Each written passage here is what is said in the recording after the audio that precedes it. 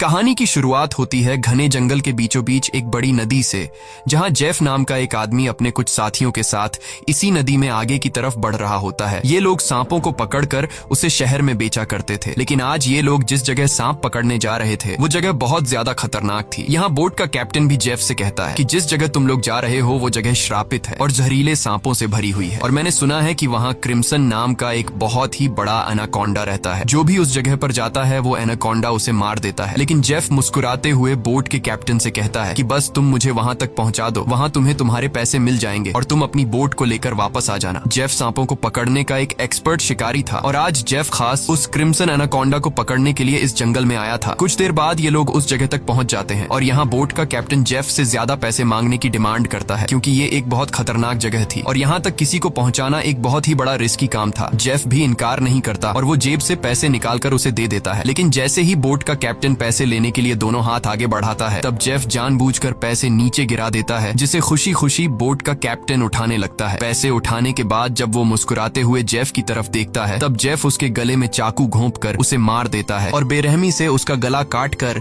नदी के पानी में उसका सिर फेंक देता है। ये सब कुछ नदी के किनारे खड़े जेफ के साथी भी देख रहे थे। जेफ को ऐसा करते देखकर वो दोनों बहुत ज्यादा डर जाते हैं। इसके बाद जेफ अपने दो साथियों के पास आता है और उनसे कहता है कि अगर तुम दोनों ने भी मुझे धोखा देने की कोशिश की तो तुम्हारा भी यही हाल होगा। इसके बाद ये तीनों जंगल में आगे बढ़ते हुए एक जगह पर पहुंचते हैं, जहां उन्हें सांपों की एक बड़ी मूर्ति दिखाई देती है और ये देखते हुए जेफ कहता है तो आखिर क्रिम्सन एनाकोंडा की कहानी सच थी। दूसरी तरफ जेफ के साथियों को बहुत सारे सांप मिल जाते हैं, जिन्हें देखकर वो भी बहुत ज्यादा खुश हो जाते हैं। इसके बाद ये दोनों जल्दी से सभी सांपों को पकड़कर बैग में बंद करने लगते हैं, जबकि जेफ इन छोटे सांपों पर ध्यान नहीं देता और वो इस जंगल के सबसे बड़े सांप, जिसका नाम क्रिम्सन एनाकोंडा है, उसे ढूंढने लगता है। अब इन दो साथियों ने जो सांप कपड़ों के बैग में भर दिए थे, उन सांपों को अकेले एक साथी बोट तक लेकर आता है। वो देखता है कि जेफ ने जिस आदमी का गला काटकर पानी में फेंक दिया था, उसकी सर कटी लाश कुछ दूरी पर पानी में खड़ी है। ये देखकर उसे अपनी आंखों पर यकीन नहीं आया। तभी वो लाश अचानक पानी में डूब गई और तैरते हुए एक बड़ी सी चीज तेजी से उसकी तरफ बढ़ने लगी। वो आदमी डर के मारे तेजी से जंगल की तरफ भागने लगता है, लेकिन तभी बिजली की रफ्तार से एक बहुत ही बड़ा एनाकोंडा उसे जकड़ लेता है। वो एनाकोंडा उस आदमी की बॉडी पर लिपटकर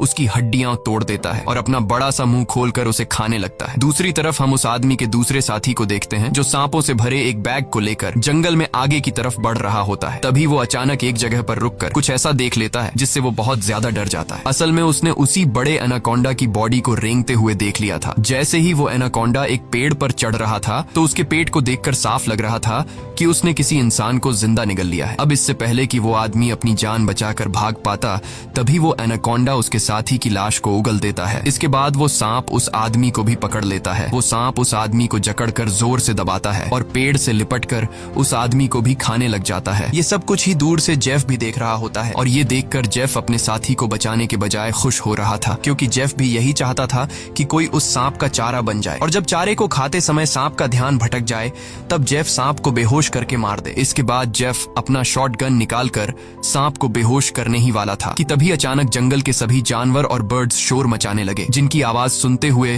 वो एनाकोंडा अपने शिकार को ऐसे ही छोड़कर चला जाता है। आखिर कुछ तो ऐसा था जिससे जंगल के सभी जानवर डर रहे थे। अब यहाँ सीन कट होता है और हमें एक सर्कस शो दिखाया जाता है। ये सर्कस अब बंद होने के कगार पर था। कोई भी इस सर्कस को देखने का इंटरेस्ट नहीं रखता था। यहाँ सर्कस के मालिक के पास बिली यांग नाम का एक लड़का आता है, जो सर्कस के मालिक को पैसों से भरा हुआ एक सूटकेस देकर सर्कस में काम करने वाले सभी लोगों को खरीद लेता है, क्योंकि उसने थाईलैंड जाकर एक नया सर्कस खोलने का प्लान बनाया हुआ था। सर्कस के लोग बिली यांग के पास इतने सारे पैसे देखकर परेशान हो जाते हैं, क्योंकि आज से कुछ साल पहले बिली यांग बहुत गरीब हुआ करता था। वो भी इन लोगों के साथ मिलकर सर्कस में काम किया करता था, लेकिन पता नहीं कि बिली यांग अब कौन सा ऐसा काम करने लगा जिससे वो रातों रात इतना अमीर हो गया। अगली सुबह बिली यांग बोट के जरिए सभी लोगों को थाईलैंड ले जाने का प्लान बनाता है। अब क्योंकि बिली यांग ने इन सभी लोगों को खरीद लिया था, इसलिए ये सभी उसकी बात मानकर बोट में बैठ जाते हैं और बोट का कैप्टन बोट को चलाने लगता है। रास्ते में बिली यांग बाथरूम में छिपकर किसी को कॉल करता है और कॉल पर वो सामने वाले से कहता है कि डिलीवरी तैयार है, जल्द ही मैं इन लोगों को लेकर तुम्हारे पास पहुंच जाऊंगा। बिली यांग की इन बातों से हमें पता चलता है कि वह बोट पर मौजूद लोगों के साथ कुछ गलत करने वाला है। कुछ दूर आगे जाने के बाद ये लोग देखते हैं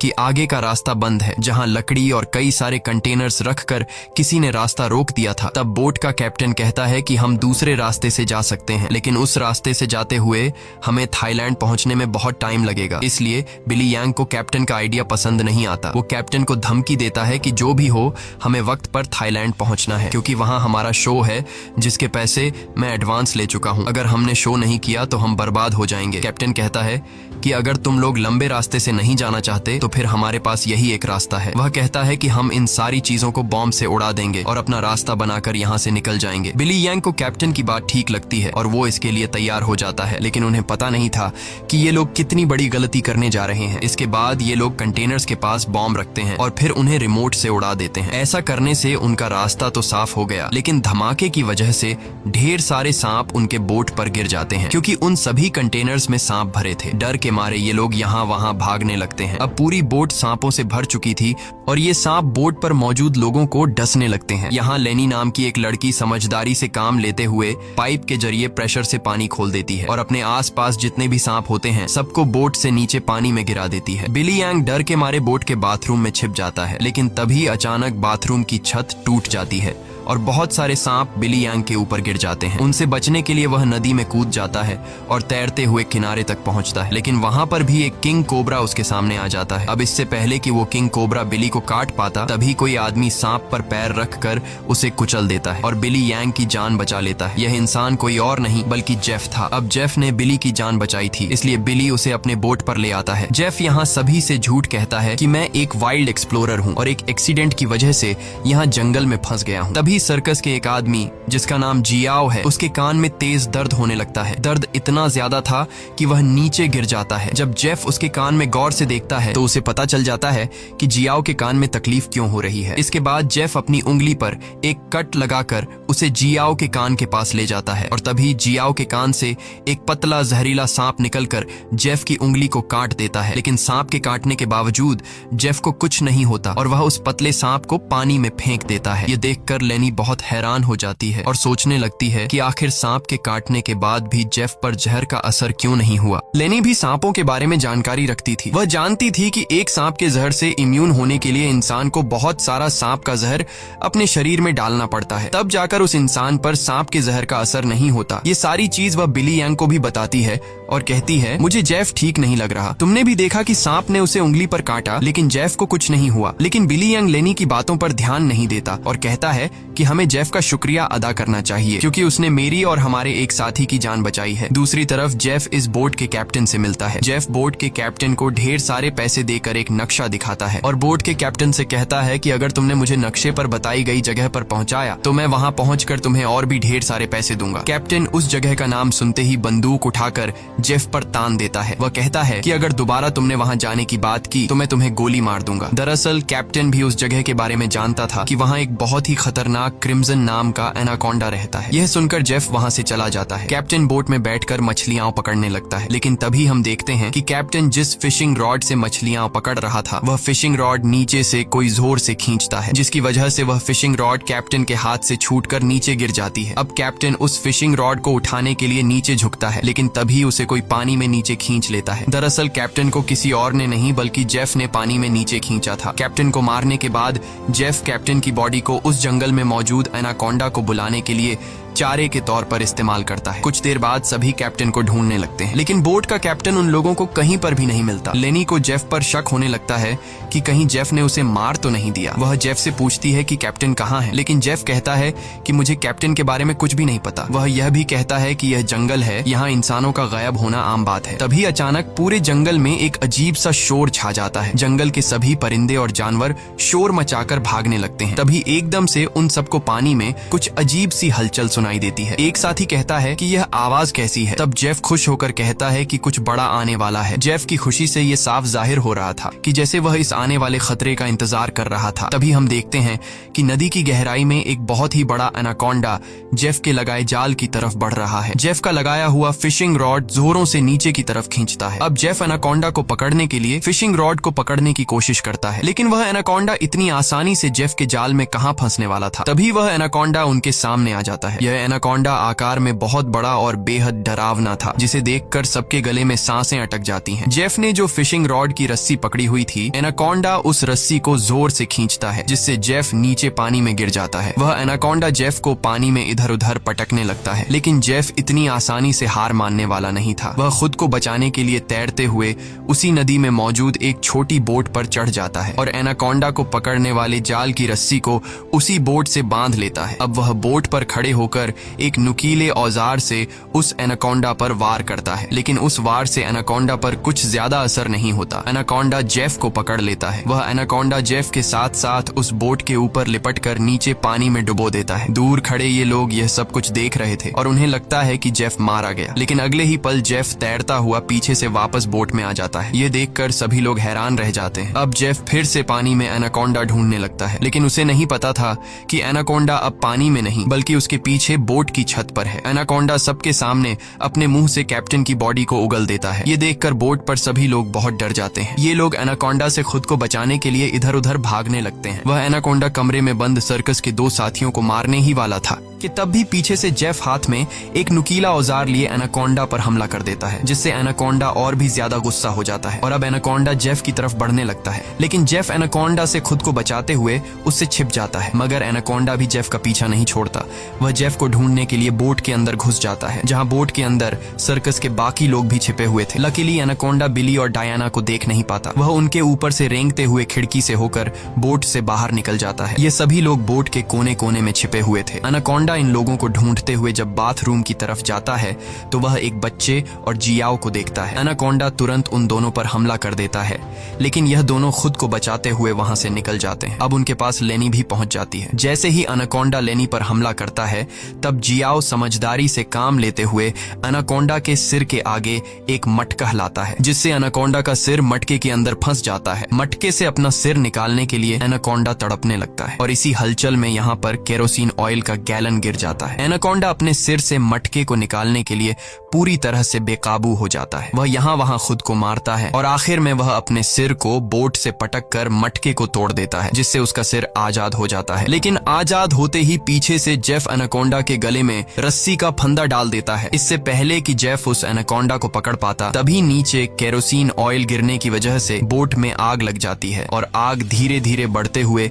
बोट में रखे बमों तक पहुंच जाती है, जिससे बोट में ब्लास्ट होने लगते हैं। तभी बोट में एक बहुत ही बड़ा ब्लास्ट होता है। अब बोट पर मौजूद सभी लोग खुद को बचाने के लिए पानी में कूद जाते हैं, लेकिन जेफ ने एनाकोंडा के गले में रस्सी बांधी थी, जिस वजह से वो भाग नहीं पाता और आग में जलकर मर जाता है। ये लोग जैसे तैसे तैरते हुए नदी के किनारे तक पहुंच जाते हैं। जहाज को जलता देखकर बिली यांग रोने लगता है। वह इस वजह से रोता है कि ये लोग अब समय पर थाईलैंड नहीं पहुंच पाएंगे। सर्कस के बाकी लोग बहुत ज्यादा डरे हुए थे, क्योंकि ये सभी जंगल के बीचों बीच थे और अब उनके पास वापस जाने के लिए बोट भी नहीं था। लेनी समझ चुकी थी कि इन सब का जिम्मेदार जेफ है। उसने इनके जहाज को एक जाल के तौर पर इस्तेमाल किया। वह जेफ से कहती है, अगर तुमने ऐसा न किया होता तो यह इतना बड़ा खतरा हम पर न आता। जेफ जवाब में कहता है कि तुम लोग जानते भी हो कि इस एक एनाकोंडा की कीमत कितनी है। अगर तुम लोगों ने इसे पकड़ने में मेरा साथ दिया होता तो आज हम सब करोड़पति होते। पैसों का नाम सुनते ही बिली यांग की आंखें चमक उठती हैं। वह थाईलैंड जाने का प्लान कैंसिल कर देता है और दौड़कर जेफ के पास आता है और कहता है, मैं तुम्हारे साथ हूँ। बताओ इस एनाकोंडा को पकड़ने के लिए हम क्या कर सकते हैं और हमें पैसे कैसे मिलेंगे। उसके बाद जेफ एक मैप निकालता है और उन्हें दिखाते हुए कहता है, अगर तुम लोग मेरी मदद करोगे तो इस मैप के जरिए मैं तुम्हें 1-2 दिन के अंदर थाईलैंड पहुंचा दूंगा। अब यहाँ बिली यांग और टीम के बाकी लोग जेफ के बोट तक जाने के लिए मान जाते हैं, लेकिन लेनी को जेफ पर बिल्कुल भी भरोसा नहीं था, इसलिए वह वहां जाने से इनकार कर देती है। तभी सर्कस टीम की एक लड़की की तबीयत अचानक खराब होने लगती है। जब बिली यांग उसके कंधे को देखता है तो उन्हें पता चलता है कि उस लड़की को एक बहुत ही खतरनाक मकड़ी ने काटा है, जिसके जहर से वो मर भी सकती थी। ये देखकर जेफ वहां पर मौजूद सभी लोगों से कहता है, मेरे पास एक ऐसी दवाई है जिससे उस लड़की का इलाज हो सकता है, लेकिन वह दवाई मेरे बोट में रखी गई है। अगर तुम इसका इलाज करना चाहते हो तो तुम्हें मुझे मेरी बोट तक पहुंचाना होगा। अब न चाहते हुए भी लेनी जेफ के साथ चलने को तैयार हो जाती है। कई घंटों के सफर के बाद जब एक साथी नदी का पानी पीने लगता है, तब जेफ उसे रोक देता है और जेफ सभी से कहता है, यहाँ का पानी कभी भी मत पियो। यहाँ के पानी में ऐसे कीड़े हैं जो पानी पीते समय इंसान के अंदर चले जाते हैं। इसके बाद वो कीड़े उस इंसान के अंदर ऐसी प्यास लगाते हैं कि वो पानी पीते पीते खुद को नदी में डुबाकर मार देता है। रास्ते में इन लोगों को भूख लग जाती है। तब जेफ पास के पत्थरों से एक सांप पकड़ता है और फिर ये लोग सांप का जहर निकालकर उसे पकाते हैं और उसे खाकर गुजारा करते हैं। इसके बाद ये लोग फिर से अपना सफर जारी रखते हैं। कुछ देर बाद रात हो जाती है। रात को ये लोग पहाड़ के एक सुरंग में रुकते हैं जहाँ ये लोग आग जलाते हैं और जेफ साइड पर बैठा अपनी मैप पर बने हुए एनाकोंडा को देख रहा था। जेफ उस समय के बारे में सोचता है जब वो एनाकोंडा उसके सामने आया था। वो एनाकोंडा जेफ को मारने ही वाला था, लेकिन जेफ समझदारी से काम लेते हुए एक लकड़ी की बॉक्स में खुद को छुपा देता है। वो बॉक्स एक ढलान में रखी हुई थी, इसलिए जेफ बॉक्स को धक्का देकर रगड़ते हुए नीचे नदी तक पहुंच जाता है। अब जेफ इस बॉक्स से खुद को निकालने की कोशिश तो करता है, लेकिन बदकिस्मती से जेफ उस बॉक्स में हमेशा के लिए बंद हो गया और काफी समय तक जेफ उसी बॉक्स में फंसा रहा। इसके बाद ये लोग आते हैं। इन लोगों ने रास्ता खोलने के लिए डायनामाइट लगाकर कंटेनर तोड़ दिए, जिसमें से जेफ बाहर निकल गया और उनके साथ मिल गया। सीन फिर से प्रेजेंट में आता है जहाँ जेफ इस मैप को देख रहा था। तभी बिली यांग उसके पास आता है और कहता है, तुम उसी एनाकोंडा को पकड़ना चाहते हो ना? जेफ कहता है, हाँ, ये एक बहुत ही बड़ा एनाकोंडा है, एक ऐसा एनाकोंडा जो इस पूरे जंगल का राजा है। यहाँ के सभी जानवर इस एनाकोंडा से डरते हैं। इसने दुनिया के बड़े बड़े शिकार किए हैं, यहाँ तक कि इसने अपने ही जैसे बड़े बड़े एनाकोंडा को मार गिराया, और अगर हम उसे पकड़ने में कामयाब हुए तो हम रातों रात मिलियनेयर बन जाएंगे। पैसों का सुनते ही बिली यंग कहता है, मैं आपके साथ उस एनाकोंडा को पकड़ने के लिए तैयार हूँ। अब काफी रात हो जाती है और ये सभी लोग सो जाते हैं। तभी सर्कस के एक साथी की किसी अजीब सी आवाज से आंख खुलती है। वो देखता है कि उसका भाई यहाँ नहीं है। अपने भाई को ढूंढते हुए वो उस सुरंग से बाहर आया और उसे ढूंढते हुए नदी के पास जाता है, जहाँ वो देखता है कि उसका भाई अपने आप को नदी के पानी में डुबाने की कोशिश कर रहा है। ये आदमी उसे ऐसा करने से रोकता है, पर उसका भाई इसकी कोई बात नहीं सुनता। और तब वो देखता है कि उसके भाई की नाक से कुछ अजीब से कीड़े निकल रहे हैं, जिसे देखकर वो समझ जाता है कि इसने इस नदी का पानी पी लिया है। जो कि जेफ ने बताया भी था कि इस नदी का पानी पीने के बाद उस पानी के अंदर मौजूद कीड़े उस इंसान को इतनी प्यास लगा देते हैं कि वो इंसान खुद को उस पानी के अंदर डुबाने पर मजबूर हो जाता है। और ठीक ऐसा ही होता है। अपने भाई को मरा हुआ देखकर ये आदमी बहुत ज्यादा रोता है और वापस सुरंग में आ जाता है। अगली सुबह ये लोग दोबारा अपने सफर पर निकल जाते हैं। कई घंटों का सफर तय करने के बाद ये लोग एक नदी के पास पहुंच जाते हैं और अब इन लोगों को अपनी मंजिल तक पहुंचने के लिए उस नदी में से होते हुए पैदल जाना पड़ेगा। अब ये लोग पहले तो उस नदी में उतरने से काफी ज्यादा डर रहे थे, लेकिन कोई दूसरा रास्ता न होने की वजह से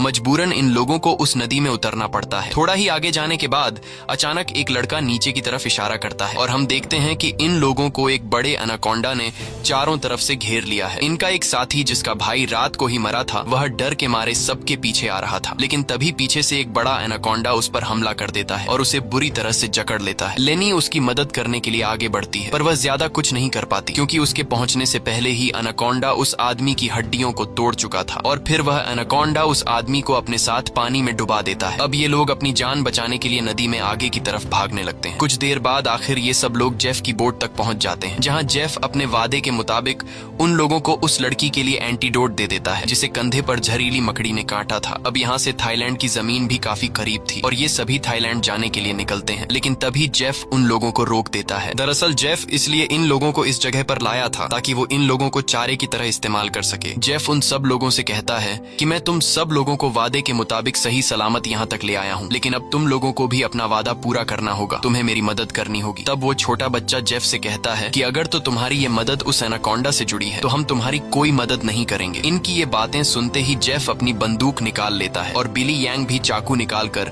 उसका साथ देने लगता है। बिली यांग सभी से कहता है कि जेफ जो भी कह रहा है तुम्हें उसकी बात माननी चाहिए। यहाँ लेनी कहती है कि तुम लोग पागल तो नहीं हो गए हो, उस एनाकोंडा को पकड़ना बहुत मुश्किल है, क्यों तुम लोग अपनी जान से हाथ धोना चाहते हो? जेफ कहता है, हाँ तुम ठीक कह रही हो, उस एनाकोंडा को पकड़ना मुश्किल तो है पर नामुमकिन नहीं, क्योंकि उस एनाकोंडा को खाते हुए जब उसका ध्यान भटक जाए तब उसे पकड़ा जा सकता है। उसके बाद बिली यांग और जेफ सर्कस टीम के 2 लोगों को रस्सी से बांधकर सांप का चारा बनाते हैं। वह बच्चा बिली यांग से कहता है, तुम ऐसा क्यों कर रहे हो? सोचो अगर हम लोग मर गए तो तुम्हारी सर्कस में कौन परफॉर्म करेगा? ये सुनकर बिली यांग जोर जोर से हंसने लगता है और उस बच्चे से कहता है कि क्या तुम लोगों ने कभी सोचा नहीं कि मैं इतनी जल्दी कुछ ही सालों में इतना अमीर कैसे हुआ? अरे पागलो, मैं तुम लोगों को थाईलैंड में सर्कस के लिए थोड़ी लेके जा रहा था। मैं तो तुम्हारी बॉडी के ऑर्गन्स को बेचकर बहुत सारा पैसा कमाने वाला था और यही मेरा बिजनेस है, लेकिन अब देखो मैंने अपना प्लान चेंज कर दिया। अब मैं जेफ के साथ मिल गया हूँ क्योंकि मैं जानता हूँ कि तुम्हारे बॉडी पार्ट्स से भी ज्यादा पैसे मुझे ये एनाकोंडा दे सकता है।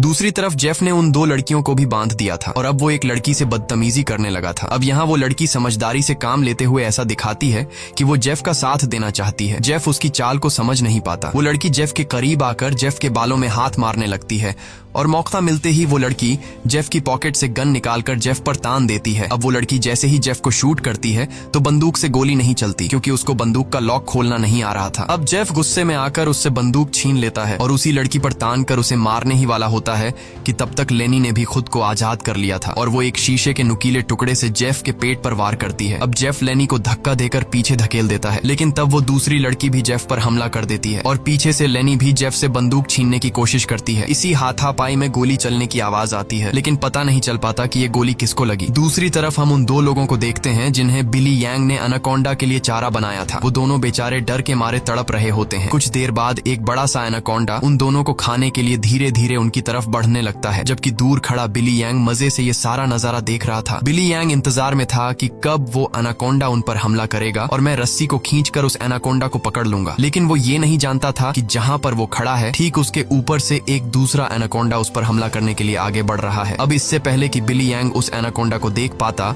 वो एनाकोंडा उसके काफी करीब पहुंच जाता है और वो एनाकोंडा बिली यांग पर हमला करके उसे अपने साथ उठाकर ले जाता है। और तब बिली यांग के हाथ से रस्सी छूट जाती है, जिससे एनाकोंडा का चारा बने हुए दो लोगों को जाल कवर कर लेता है, जिससे उनकी जान बच जाती है। दूसरी तरफ जेफ उस लड़की को मारने की कोशिश करता है, लेकिन लेनी पीछे से आकर जेफ को एक बड़ी लकड़ी से सिर पर मारकर बेहोश कर देती है। जेफ के बेहोश होते ही ये दोनों भागते हुए अपने दो साथियों के पास पहुंच जाती हैं और उन्हें जाल से आजाद कर लेती हैं। लेकिन बदकिस्मती से जेफ को होश आ गया था और वो उनकी तरफ बढ़ने लगा, लेकिन तभी एक बड़ा सा एनाकोंडा आकर जेफ को ले जाता है। ये लोग अब जल्दी से यहाँ से निकलने की तैयारी करते हैं, लेकिन उनकी एक साथी चलने के लायक नहीं थी, क्योंकि जेफ और उन लड़कियों के बीच हाथापाई के दौरान जो गोली चली थी वो गोली उस लड़की को लगी थी। कुछ देर बाद वो लड़की उनकी नजरों के सामने दम तोड़ देती है। अब बचे हुए तीन लोग अपनी जान बचाने के लिए जेफ की बोट में बैठकर नदी से होते हुए यहाँ से निकलने लगते हैं, लेकिन तभी पीछे से जियाओ को कोई चीज लगती है। जब वो कंधे से उस चीज को उतार कर देखता है तो उसे पता चलता है कि ये एक बेहोशी वाला इंजेक्शन है। कुछ ही सेकंड बाद जियाओ बेहोश हो जाता है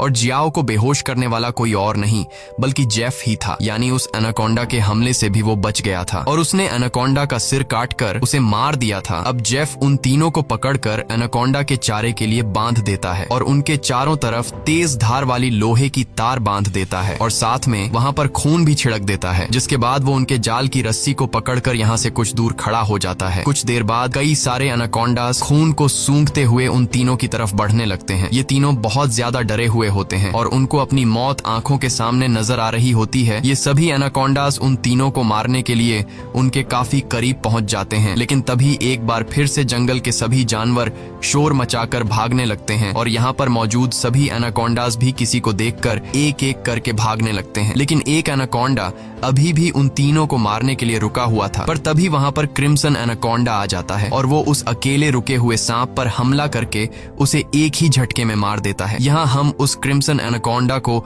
अच्छी तरह से देख पाते हैं, जो साइज में बहुत ही ज्यादा बड़ा और खतरनाक था, जिसे देखकर ये तीनों बहुत ज्यादा डर जाते हैं। लेकिन दूर खड़ा जेफ क्रिम्सन एनाकोंडा को देखकर बहुत खुश होता है। वो एनाकोंडा उन तीनों से लिपटकर अपना बड़ा सा मुंह खोलकर उन तीनों को खाने ही वाला था कि तभी जेफ जाल की रस्सी छोड़ देता है, जिसमें वो एनाकोंडा फंस जाता है। ये एनाकोंडा अपने आप को छुड़ाने के लिए तड़पने लगता है। वो काफी जोर लगाकर खुद को आजाद करने की कोशिश करता है, लेकिन जब वो आजाद नहीं हो पाता तब वो अपने तेज नुकीले दांतों से जाल की रस्सी काटकर खुद को आजाद कर लेता है। लेकिन अभी भी जाल की रस्सी उसके बॉडी में फंसी हुई थी, इसलिए जेफ रस्सी को मजबूती से पकड़कर उसे पकड़ने की कोशिश करता है, पर जेफ एनाकोंडा की ताकत का मुकाबला कहाँ कर सकता था। जेफ उसे पकड़ने की कोशिश में दो पेड़ों के बीच फंस जाता है और अब वो उन पेड़ों से बाहर निकल नहीं पाता और मौके का फायदा उठाते हुए वो क्रिम्सन एनाकोंडा जेफ की तरफ बढ़ने लगता है और जेफ को पकड़कर बुरी तरह से जकड़ने लगता है। ये तीन लोग भी अपनी आंखों से ये सारा नजारा देख रहे थे और डर के मारे जल्दी से खुद को छुड़ाने की कोशिश करते हैं, क्योंकि उन्हें पता था कि जेफ के बाद उनकी बारी है। ये लोग खुद को छुड़ाने का हर मुमकिन तरीका अपनाते हैं, लेकिन ये लोग उस जाल से निकल नहीं पाते। तभी वो छोटा लड़का अपने आप को बचाने के लिए अपने दांतों से जाल की रस्सी काटने में लग जाता है और काफी कोशिश के बाद वो रस्सी का कुछ हिस्सा काट लेता है। अब थोड़ी ही रस्सी बची थी, इसलिए वो अपने दांतों की पूरी ताकत लगाकर रस्सी को काटने लगता है, जिससे उसके दांतों से खून आने लगता है। यहाँ क्रिम्सन एनाकोंडा जेफ को बुरी तरह से जकड़ लेता है और वो जेफ को दबाकर उसकी हड्डियां तोड़ने लगता है। लगता है, जिसके बाद वो क्रिम्सन एनाकोंडा जेफ को भी जिंदा निगल लेता है। दूसरी तरफ वो बच्चा अपने दांतों से रस्सी तोड़ने में कामयाब हो जाता है और वो उन दोनों को भी आजाद कर लेता है और ये लोग नदी की तरफ भागने लगते हैं। लेकिन जेफ को मारने के बाद अब वो क्रिम्सन एनाकोंडा उनके पीछे पड़ जाता है। ये दोनों एक पेड़ के पीछे छिप जाते हैं, जबकि वो बच्चा एक लकड़ी के बॉक्स के अंदर खुद को छिपा लेता है। पर एनाकोंडा उसे देख लेता है और अब वो एनाकोंडा धीरे धीरे उस बच्चे की तरफ बढ़ने लगता है। बच्चा पूरा जोर लगाकर उस कंटेनर से बाहर निकलने की कोशिश करता है, लेकिन उस कंटेनर के दूसरी तरफ का दरवाजा बंद था। वो बच्चा चिल्लाकर उन दोनों से मदद के लिए पुकारता है और वो एनाकोंडा भी अब बच्चे के काफी करीब आ चुका था। अब इससे पहले कि एनाकोंडा उस बच्चे को मार पाता, तभी बाहर से जियाओ कंटेनर का दरवाजा तोड़कर उस बच्चे को बचा लेता है। अब ये तीनों फिर से अपनी जान बचाने के लिए एनाकोंडा से भागने लगते हैं, लेकिन ये पूरा जंगल उसी एनाकोंडा का था। इस जंगल में होते हुए ये लोग उससे बचकर नहीं जा सकते थे, इसलिए ये लोग एक पेड़ के पीछे छिप जाते हैं। पर तभी कुछ दूरी पर वो एनाकोंडा उन्हें देख लेता है। उन्हें देखते ही वो एनाकोंडा तेजी से उनकी तरफ आने लगता है। ये लोग खड़े होकर अपनी मौत का इंतजार करने लगते हैं, क्योंकि ये लोग जान चुके थे कि अब उनकी जान नहीं बच पाएगी। पर जैसे ही वो एनाकोंडा अपना बड़ा मुंह खोलकर उन पर हमला करता है, तभी एक मजबूत लोहे की नुकीली तार से उसका सिर बीच से कट जाता है। ये नुकीली तार असल में जेफ ने बिछाई थी, जिससे क्रिम्सन एनाकोंडा का खात्मा हो जाता है। ये लोग यकीन नहीं करते कि उनकी जान बच गई और ये लोग काफी देर तक उसकी बॉडी को देखते रहते हैं और फाइनली ये लोग जल्दी से उस जंगल को छोड़कर यहाँ से निकल जाते हैं। इसी के साथ ये कहानी खत्म हो जाती है। अगर आपको ये वीडियो अच्छी लगी हो तो हमारे चैनल को सब्सक्राइब और वीडियो को लाइक जरूर कीजिएगा।